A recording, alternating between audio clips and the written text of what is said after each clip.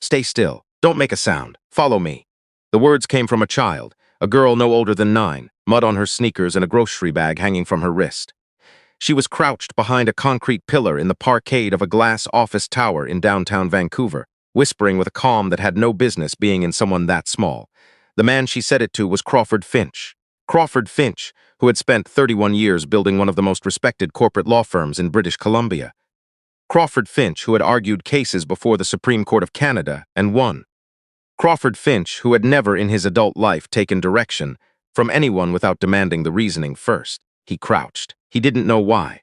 He told himself later that it was instinct, something in the girl's eyes, the flatness of her voice, the absence of fear in it. But truthfully, he didn't know. He just went down behind that pillar and stayed quiet, and 30 seconds later a black SUV rolled slowly past the spot where he had been standing, its windows tinted so dark they reflected nothing back. The engine idled. The vehicle stopped. Crawford held his breath. He had arrived at the parkade at 7:30 that evening, which was not unusual. The firm's 40th anniversary gala was the following night, and there were documents he wanted to review before then. A habit his wife Marguerite had long since stopped arguing about. He worked late. He always had. What was unusual was that his regular parking spot on the second level near the elevator was occupied by a white van with no plates. He'd circled down to P3, muttering to himself, and that was where he'd found the girl. She was sitting on the ground with her back against the pillar, eating an apple. Not anxiously, not watching the ramps, just sitting there in that particular way children have of existing completely in the present tense. The grocery bag beside her held a carton of orange juice and what appeared to be a container of soup. Crawford had almost walked past her. "Is someone coming to get you?" he'd asked, stopping. He was not an especially warm man with children he didn't know. He was courteous, the way you are courteous to a stranger on a bus. But the parkade was quiet, and she was small, and it was nearly dark outside. The girl looked up at him. She had large brown eyes and braids that had come partially undone on one side, like someone had started fixing her hair and been interrupted partway through. "My aunt," she said. "She works upstairs." "Which floor?" 11. That was the accounting firm. Crawford nodded. He shifted his briefcase to his other hand and was about to continue toward the elevator when the girl stood up. Not quickly. Deliberately. "Don't go to the elevator yet," she said. He looked at her. "Pardon? Those men." She nodded toward the ramp at the far end of the level. "They were asking about you. Before you came in." Crawford felt something tighten in his chest, but his face didn't move. A lifetime in courtrooms had taught him to receive information without performing a reaction to it. He looked at the ramp. Empty. What men? 2 of them. One stayed in the car. One came and asked the man in the booth what Crawford Finch drove. He said, "Your name." She paused. He showed the booth guy a picture. Crawford was quiet for a moment. "You heard this?" "I was besides the booth. The window was open. The booth guy was Terrence. He gives me a caramel sometimes when I wait for my aunt." She said this as though it were a relevant credential. "I don't think Terrence knew it was bad. He just said you drove a silver Lexus. He was just being nice." A silver Lexus. Crawford's silver Lexus, parked 1 level up, which was why there had been a white van in his spot, so that he would circle down here. He stood with that thought for a moment and felt the floor of something shift under him. "How long ago?" he said. "Maybe 10 minutes before you came, he'd parked. He'd walked toward the elevator. If she hadn't spoken to him, he would have stepped into that elevator and gone up to the 11th floor. And then, what? He didn't know yet. He didn't know if these men were waiting upstairs or down here or somewhere else entirely. He didn't know if this was real. He looked at the girl again. "What's your name?" "Petra." No, that name had been used, he caught himself. The girl looked at him steadily. "My name is Suki," she said. "Suki Tanaka." "All right, Suki." Crawford's voice was careful and even. "Show me where they went." She led him in the opposite direction from the elevators, along the far wall of P3, past the rows of parked cars, staying low beside the vehicles. She moved with a quiet confidence that struck him, not the anxious scurrying of a frightened child, but something almost methodical. She stopped at the corner where the level curved toward the ramp. She pointed up. The black SUV was sitting at the top of the ramp with its headlights off. Just sitting there, waiting. "They drove up when they saw the silver car move," she said quietly. "I think they thought it was you, but it was a different person." Crawford's mouth was dry. He pulled his phone from his jacket pocket, 2 bars. He thought about who to call. His assistant, the police, his head of security. The firm had one, a former RCMP officer named Terrence's. Ironically enough, though everyone called him Teague. He kept Teague's number in his favorites. He started to type a message, then stopped. His phone showed a notification he hadn't seen come in. A text from Marguerite sent 40 minutes ago. "I'm staying at Helen's tonight. Don't wait up." He stared at it. Marguerite had not mentioned anything this morning about staying at Helen's. In 22 years of marriage, she had always told him in advance when she wouldn't be home. Always. It was one of those small, reliable courtesies that held a life together, the kind of thing you only notice when it's missing. He thought about the past 3 months. The weekend she'd spent at her sister's lake house without him. The credit card statements he'd stopped looking at closely. The way she'd suggested, twice now, that he consider taking a step back from the firm. "You've built something, Crawford. You don't have to keep proving it," which had struck him at the time as surprisingly gentle coming from her, and which now struck him differently. He put the phone back in his pocket without responding. Suki was watching him. "Is it bad?" she asked. "I don't know yet," he said, which was the honest answer. He didn't go up. Not then. Instead, he moved with Suki toward the far stairwell, the one the building used for deliveries, which exited onto an alley on the south side of the building, away from the main entrance where the SUV would have a sight line. The girl seemed to know exactly where it was, and when he asked, she said simply that she explored while she waited for her aunt. "How long do you usually wait?" Crawford asked. "An hour. Sometimes 2. She didn't say this with complaint, just as fact. "My aunt's trying to make senior accountant. She works a lot." They came out into the alley. The evening air hit him, cool and slightly damp, that particular Vancouver autumn smell of wet pavement and cedars somewhere nearby. He stood for a moment against the brick wall and breathed. He called Teague. Teague answered on the second ring. Crawford gave him the short version. 2 men, black SUV, asking about his car and his name at the parking booth. His tone of voice, as he said it, was the same tone he used when summarizing a complex commercial dispute for a junior associate. Measured, precise, no drama. It was how he processed things. It had always served him. Teague was quiet for a moment after he finished. Then, "Don't go back to your vehicle tonight. Don't go home." "Where are you right now?" Crawford told him. "Stay there. I'm 20 minutes out." He hung up. Suki had settled herself on a wooden pallet near the alley wall and was drinking her orange juice. She watched him over the carton. "Are you in trouble?" she asked. Crawford considered the word. It was a child's word, a word from a simpler register of the world, and yet it fit with a precision that more sophisticated language might not have. "It appears I might be," he said, "because of your work? Possibly." He paused. "Or because of something closer to home." She accepted that. "My dad had trouble once," she said. "When I was little, someone owed him money and they got angry about it. My mom made us stay at my grandma's for 2 weeks. She paused. "It worked out, I'm glad," Crawford said. "He was really scared the whole time, but he didn't show it. I only knew because my grandma told me after." She looked at him. "Are you scared?" Crawford looked at his hands. They were steady. They were always steady. "Yes," he said. "I think I am." She nodded once, the way someone nods when they've received exactly the information they needed. Teague arrived in 19 minutes in a gray truck, parking at the mouth of the alley without lights. He got out and came toward them at a walk that communicated urgency without performing it. Crawford trusted very few people quickly. He had learned not to. 31 years of law had shown him what people did when things were at stake.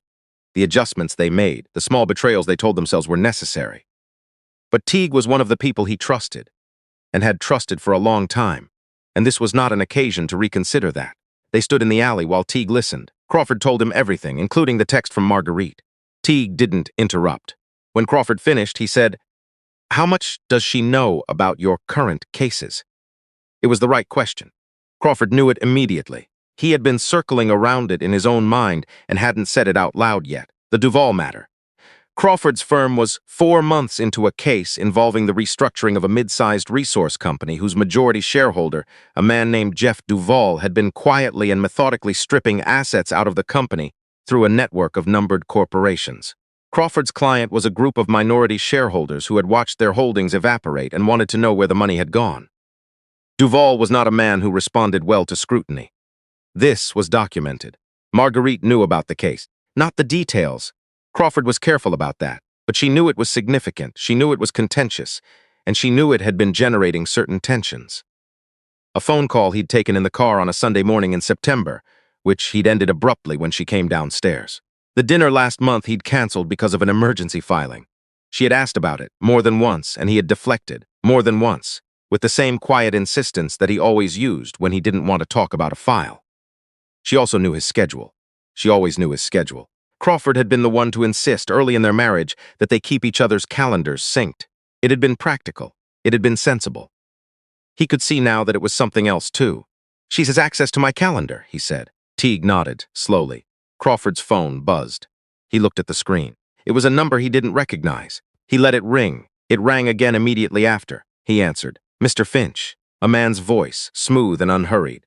You've been careful tonight. That's smart. I'm going to tell you something, and I'd like you to hear it before you make any calls to the police. Are you listening? Crawford was very still. I'm listening. This isn't about you. It's about what you've found. If you file that documentation on Wednesday, a lot of people have a very bad year. That's all this is business. And if I don't file, a pause, then you have a fine evening, and so does everyone else. The line went dead. Crawford stood in the alley with the phone in his hand. The screen cast a small pale rectangle of light on the brick wall beside him. Suki was watching him from the pallet. She had finished her orange juice and was sitting with her hands folded in her lap, and she was watching him with those large, steady eyes that seemed to understand something about the architecture of the moment without needing it explained. That was them? Teague said. Someone on their behalf. Crawford put the phone in his pocket. They know about the filing. They know the date. Who else knew the date? Crawford thought. His senior associates on the file, the court registry. His assistant, Bia. No, that wasn't right. He'd chosen a different name. His assistant's name was... He stopped. His assistant's name was Claudine Voss. She had been with him for 6 years, and he trusted her completely, and she was not the question here. The question here was Marguerite, because Marguerite had seen the calendar notification. She had been standing behind him 3 weeks ago, when he'd taken the call from the registry clerk confirming the date. He remembered now. The sound of her footsteps stopping, the brief silence, the way she'd said, I'm going to make tea. Do you want any, in a tone that was perhaps slightly too neutral, too immediate? He had said yes and not thought about it again until now. They drove to Teague's office, which was on the 4th floor of a building in Gastown, 2 rooms and a small reception space that smelled of old coffee and filing boxes. Crawford sat in a chair across from Teague's desk, and they worked through it, methodically, the way Crawford worked through everything. Building the picture, identifying what they knew and what they didn't, refusing to fill the gaps with assumption. What they knew. 2 men had come to the parkade looking for Crawford specifically. They had enough information to stage the encounter deliberately, the white van in his regular spot, the positioning of the SUV. This required planning. This required someone who knew his habits. What they didn't know, whether Marguerite was acting alone, whether she was being coerced by someone. Duval's people, perhaps, who might have approached her with something uncomfortable from the past, or who might simply have offered her money in a moment when her marriage felt like a long, cold corridor she had been walking for too long. Crawford sat with that last thought for a while. He was not a man who examined his own failures readily. It took effort, but he had learned, over 31 years of litigation, that the facts you are most resistant to are usually the most important ones. And so he sat with it, and he looked at the past few years honestly, and he could see how a woman might come to that place. He was not excusing it. He was not excusing it at all, but he was trying to understand it, because understanding something and excusing it were not the same thing, and he had built his entire career on that distinction. He texted Claudine from his personal phone, not his work phone. He gave her nothing in the message, except a code phrase they had established for exactly this situation, something that looked, to the untrained eye, like a scheduling note and meant something else entirely. She replied within 4 minutes. Confirmed. Ready when you are. He looked at Teague. I need 3 days, Crawford said. Teague understood. I'll have someone on the building tonight. And your house. Don't let Marguerite know anyone's watching. No. Crawford was quiet for a moment. Outside the window of Teague's office, the lights of the city reflected off the inlet, that familiar wet shimmer that Vancouver wore like a second skin all autumn and winter. He thought about Suki, still back at the parkade, presumably waiting for her aunt. He had given her his business card before Teague arrived. A small, automatic gesture he'd made without thinking. She turned it over once in her hands, looked at the embossed lettering, and put it in the front pocket of her jacket. He thought about what she'd said. He was really scared the whole time, but he didn't show it. She had shown him that thing that children sometimes show you. The thing adults have mostly learned not to say out loud anymore. That it was all right to name what you were feeling. That saying it didn't make it more real. That hiding it didn't make it less. The next 72 hours were quiet, in the way that only a very controlled situation can be quiet, the kind of quiet that has weight to it. Claudine worked from a secure location, finalizing the documentation. Crawford spent the first day reviewing every piece of the Duval file with his most senior associate, a meticulous woman named Annette Gare, who had been with the firm for 14 years and who received the news of the situation with the same expression she brought to everything. Focused, appraising, entirely unperturbed. He loved her for that. On the second evening, a courier delivered a sealed envelope to Teague's office. It contained photographs. Crawford did not react visibly when he looked at them. He looked at each one, went through them carefully, set them face down on the desk. Marguerite, a man Crawford recognized as Garrett Malloy, Duvall's personal solicitor.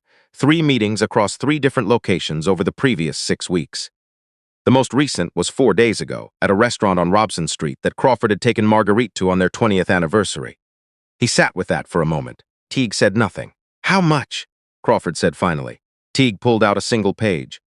A summary of a wire transfer that had cleared 4 days ago. The amount was significant. Not life-changing money for someone of Crawford's means, but enough to matter. Enough to have made the calculation feel to someone standing at a particular kind of crossroads, like something other than a betrayal.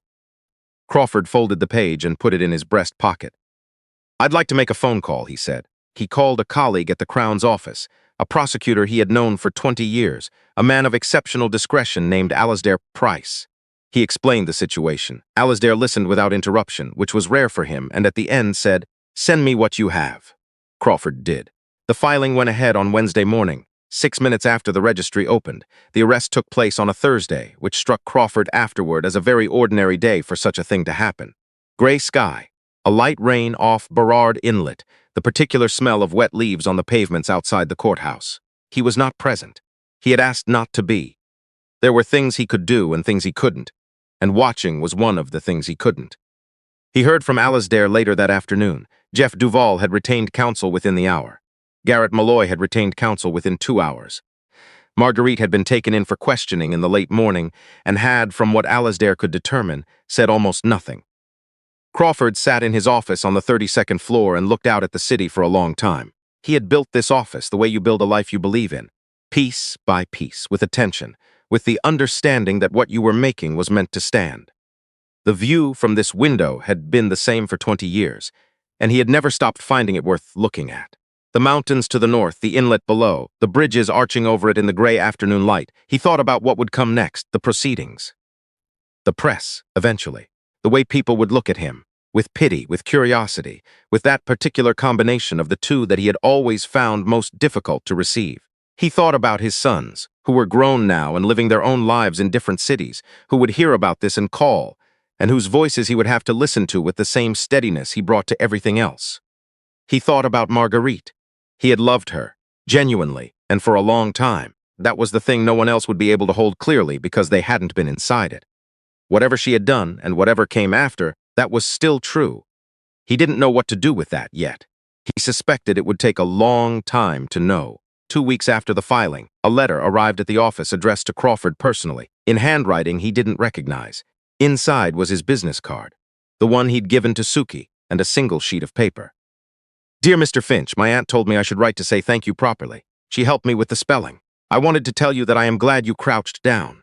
A lot of adults don't listen when kids say things. You listened right away, and I thought that was good. I hope everything worked out okay. My aunt says you are a very important lawyer.